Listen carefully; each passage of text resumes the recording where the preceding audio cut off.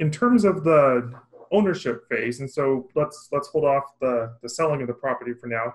In terms of the ownership phase, is there any other core strategies that my friend, for example, $2 million building?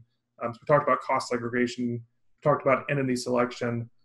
What else might be useful in terms of tax mitigation or anything else that you think is important? Okay. Really, the first thing that comes to mind is you go back to the passive losses. Okay. That's certainly a factor with doing a cost seg study.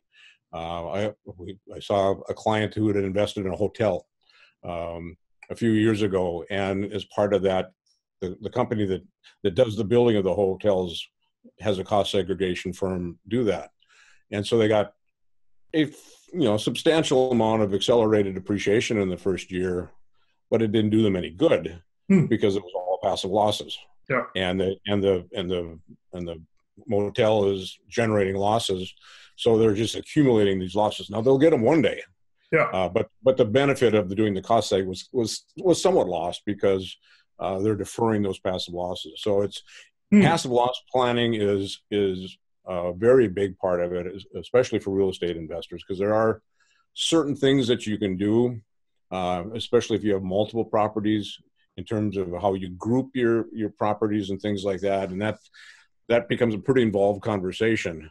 But especially if you're having multiple things, that's a real important one to enable you to use those losses, or look at it having a C corporation where the passive loss rules don't apply.